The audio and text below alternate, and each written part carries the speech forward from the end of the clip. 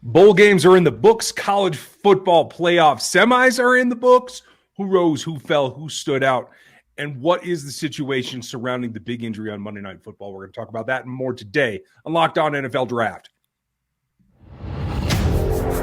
You are Locked On NFL Draft, your daily podcast covering the NFL Draft. Part of the Locked On Podcast Network, your team every day.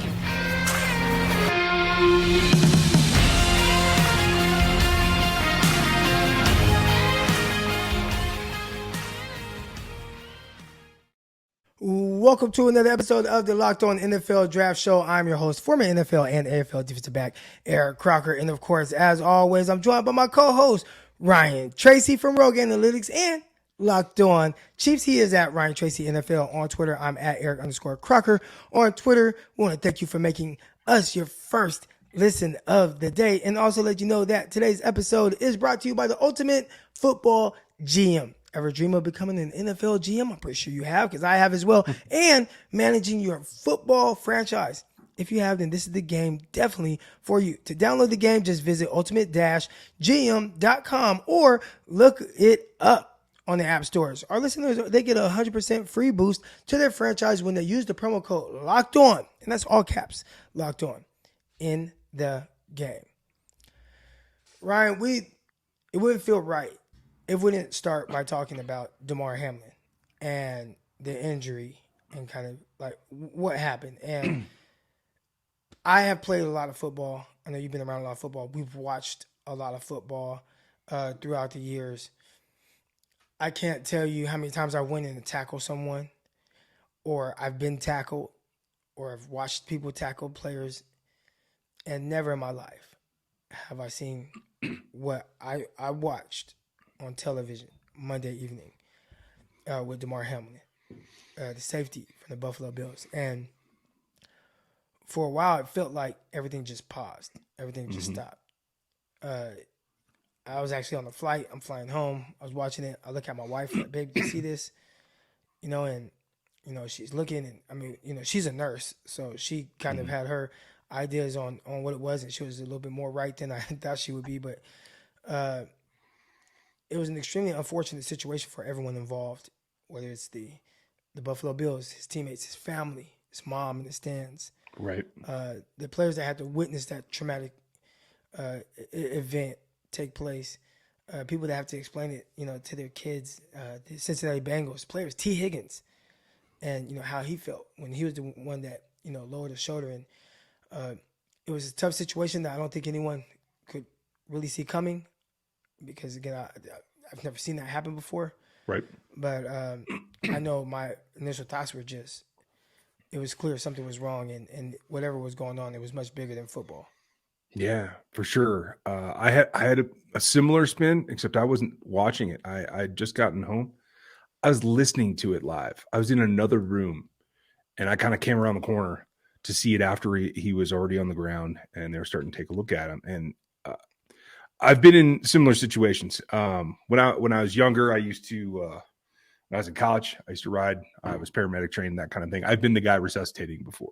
I've seen a kid, a 10-year-old, about 20 years ago, get hit in the chest with a baseball at a little league game. Same kind of thing. So like it is certainly scary, and it's just something you don't expect to see with the technology and the player safety apparatus, the evolution of pads in particular. You just don't expect to see that, but a blunt trauma to the chest always has that ability. And it's funny, you see this in automobile accidents all the time. Anytime like a train derails, there's people that have these type of injuries because it's just that kind of situation where there's so much force being exerted.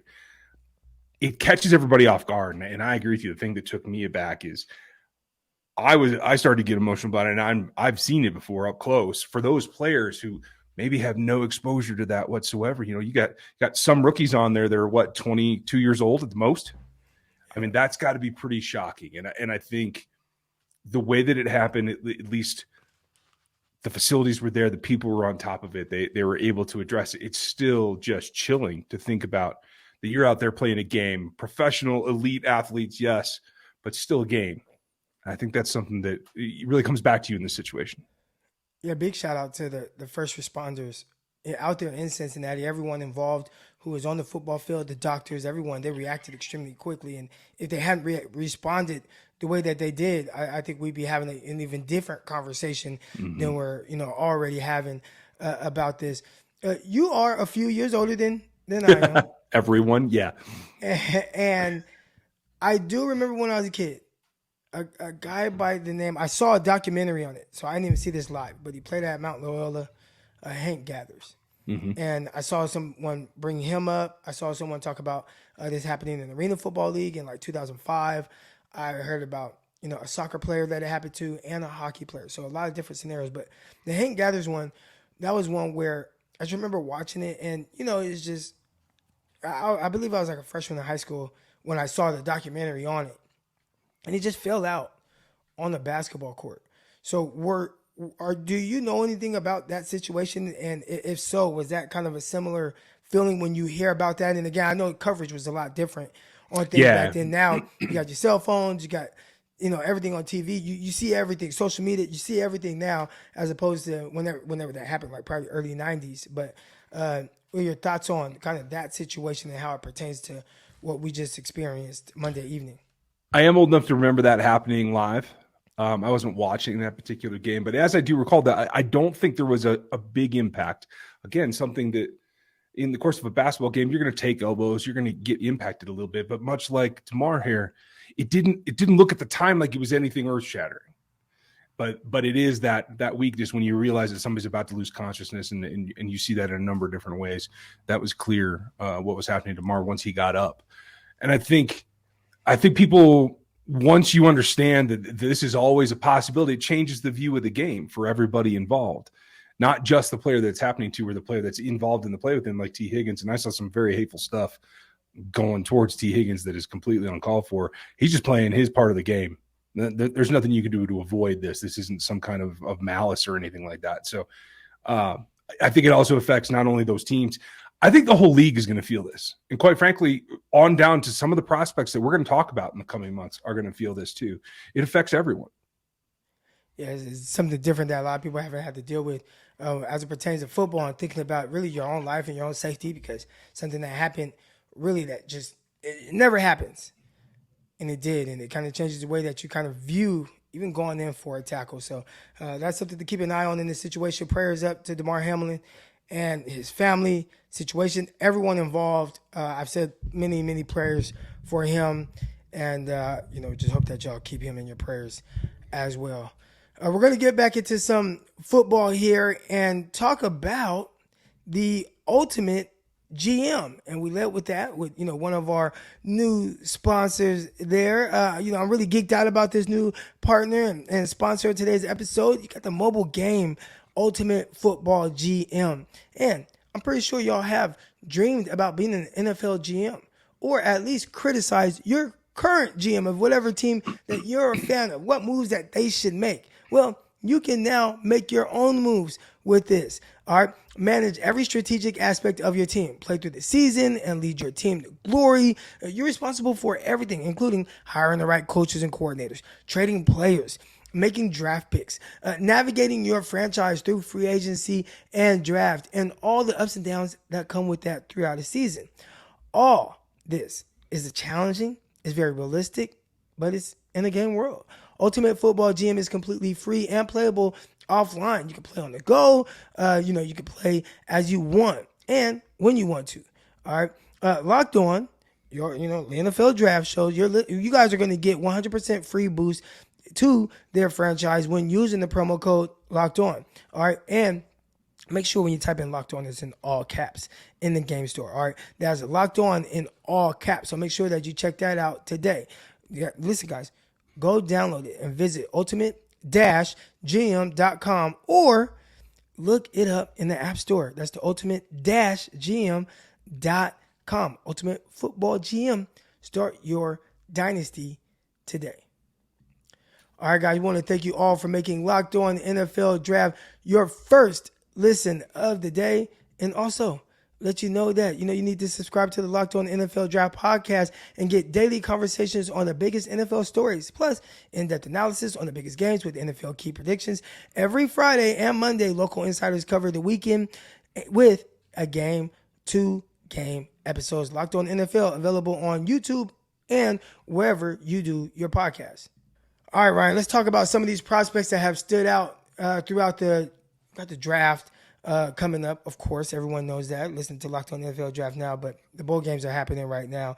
And some players have stood out, or maybe going the other way. We want to figure out, what do we do with Kansas State running back Deuce Vaughn? He's a guy who's undersized. We've already said that the comparisons to Darren Sproles, who I think they're just kind of a little different, but you're going to get that comparison just because of the school, the size, right? They're both vertically challenged. But what are some of your thoughts on him and where he should go? He still brings the spark. I think everything you thought about him before is still true. He's not going to give you a lot of pass pro. So can he be a 3-down back? That's going to be the question. I think he's fine catching the ball. I'd like to see him do that a little bit more at the next level. But it's going to be, can he stand in there and be an every down back for you? I don't know how the league's going to feel about that. I know there are going to be teams, they're going to doubt that. And so I do think that's going to push him down some. I do think he's going to be a day 3 guy, and maybe towards the tail end, last couple of rounds. But I think he's a guy that's going to come in, and in a committee in particular, he's shown that he can bring that juice and that he's got the breakaway speed. He does run hard, and I worry a little bit about injury at the next level. But I think he's solidified himself as a draftable back easily, and maybe even risen his stock a little bit so far. Where you see him?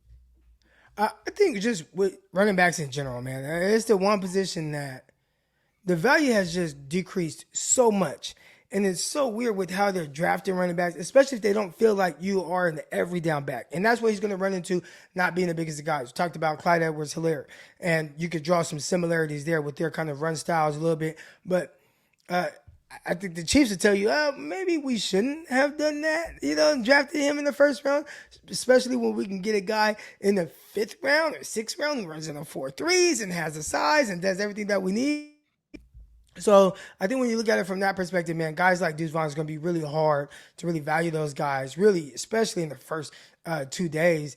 And, I mean, day 3, he's even kind of crossing his fingers that he can go in that time. And if he does, it's to a team that is, one, going to want somebody who can be a legit spell back and kind of do it all and have the pass catching ability out of the backfield. But also, 2, do you bring any special teams value? And if you look at the young running back right now, number 10 for the Kansas City Chiefs, not only has he worked his way into the lineup and he's getting the carries, he's getting the rushes, but he also started off being a return specialist. Like, he was the guy. So you got to be able to do more than just catch the ball out of the backfield or be a legit running back, especially if you're drafted day 3. Yeah, absolutely. And that's going to be the question is, even if you have that ability, do you have enough that you can show you can beat out whoever else they have ready to take that job on a given NFL roster? It's the leap of making that into the NFL that I think is going to be the question for him. Let me give you one on the flip side, though. We'll go off of our planned show here. Opposite for me is the Georgia running back, Kenny McIntosh, who I think upped his game and has risen his stock to the point because I do think he's a 3-down back now. I had questions about that maybe early in the season. About midway, I really started to get on the train. I'm really high on him, maybe too much so, but I see him as a guy that can sneak in the top 100. Am I crazy? No, you're not crazy at all. You look at him and kind of what he's done. First of all, he has a size, right? You talked about kind of being the opposite of what you're getting from Deuce Vaughn. This is a running back that's going to be standing around 6'1", 210 pounds. So he's kind of bringing that, but he has that dynamic ability. So you get a lot of what you want in Deuce Vaughn, but and just like in a jumbo-sized version of him. So as a prospect, he's going to be valued much higher, right? Now, this is a guy who might not go day 1. And we'll see, because there are some running backs that are going to be in that conversation. Obviously, Bijan Robinson out of Texas. You're going to have maybe Gibbs out of Alabama. We'll see what happens with him. There are going to be running backs that are talked about in that range. But after that, I think that's when McIntosh and those type of guys, you start to hear those names and climbing up some of these boards. So that's definitely going to be one that's interesting to keep an eye on. We're going to continue to keep an eye on all the running backs. And coming up, we got a certain receiver and quarterback combination who is really starting to make noise, and what to think about this certain quarterback at TCU as they get ready to play in the national championship. But first, we want to talk to you about, all the small business owners out there who are looking to hire. All right. The success in 2023 all depends on the team members that you surround yourself with. If anybody knows that, it's me, who I didn't have somebody show up this morning at my gym, supposed to train athletes, did not show up. Don't let that happen to you. And if you don't want to let that happen to you, you need to go check out LinkedIn Jobs. With LinkedIn Jobs, you can hire a qualified candidate more efficiently by matching the open roles with people who have the skills and values and experience to help you achieve all of your goals. LinkedIn Jobs, they help quickly. They're going to attract qualified candidates to your open jobs and the targeting tools that you are looking for. They go beyond the resume data by using insights from your job post, company, and their 875 million member profiles to put your post in front of the most qualified candidates. Identify the most qualified candidates on LinkedIn Jobs and connect them with fast and for free. LinkedIn Jobs makes it easy to screen and rate applicants based on your job qualifications and platform. It's why businesses rate LinkedIn Jobs the number one in delivering quality hires versus leading competitors. All right. And LinkedIn Jobs helps you find the qualified candidates you want to talk to faster. You can post your job for free on LinkedIn.com/LockedOnNFL. That's LinkedIn.com/LockedOnNFL to post your job for free. Terms and conditions apply. Ryan, we had some questions early on about who the round one receivers are going to be. And we're like, Jordan Addison, that's the guy. Jordan Addison, he's going to be going. And we had all these questions about guys like Jackson Smith and Jigma and Kayshon Boutte and Johnston, Quentin Johnston out of TCU, the receiver. All he's done is continue to elevate his game each year. And now each game. And it started off slow. And he has exploded onto the scene. He's a great downfield threat. Does he remind you at all of the receiver? Gosh, blanking on his name right now. Don't say it. Don't say West Virginia. Don't say West Virginia. Was number 7 overall pick to the Chicago Bears. Kevin White. It's exactly what I wrote down. Okay, so again, now listen, when we throw the name out there, Kevin White, I think people are going to know Kevin White for a guy that did not deliver the way that you would hope a top 10 pick would pan out. But we have to take some things into consideration when it comes to his career. Tons of injuries. And there was this aspect of, a little bit of rawness to his game. But a couple of things were true. Terrific size. Mm-hmm. Terrific athleticism, terrific production. And I think we're starting to see some of that from Quentin Johnston. And just because you compare a guy, right? Everybody does that. They like the comps and all that. Just because you compare two guys doesn't mean that this guy's going to have this guy's career. All it means is coming out, they look like similar prospects. And if Quentin Johnston is a similar prospect to Kevin White coming out, Kevin White was a top 10 pick. So I think that bodes well for Quentin Johnston. So do you think that Quentin Johnston is a top 10 pick? I think it's borderline for me. It's creepy first that you came up with the same comp I did, which I was not even. I couldn't think of his name. I'll give you that. You got it. But I got to tell you, there's some of the negatives there as well. Some of the detail work in this last ball game, missed an opportunity to come back to the ball and man that I think would have helped him secure another ball.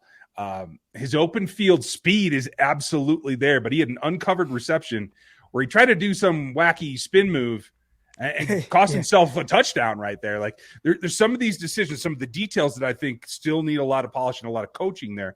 Maybe it is just coaching and he'll get that at the next level. I think it's also, he's great at taking advantage of what he gets.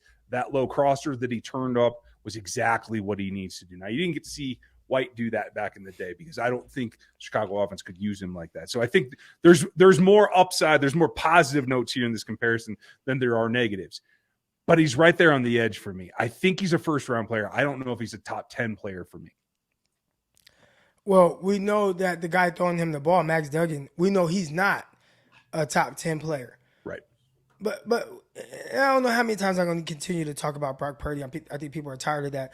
But it's just so odd that you see a guy who is the last pick in the draft, Mr. Irrelevant, and do what he's done in the NFL. There's some things that people will skip over, right? We look at the size, look at the arm strength, we look at the athleticism, and it's clear that he possesses some of those traits, right? But maybe not the biggest of arm. And that knocks guys. And if you just don't look like the prototypical quarterback or don't have this wow elite trait, and let's say like Kyler Murray. Kyler Murray, small, but it was like, man, he can really sling it, and he is a plus athlete. Well, Duggan, you're not going to say that about him. But one thing that he has showed this year is someone who knows how to go through adversity, right? Like he wasn't the guy for a while, and he had to come in, carry this team. The leadership ability, that's off the charts. Has enough athleticism.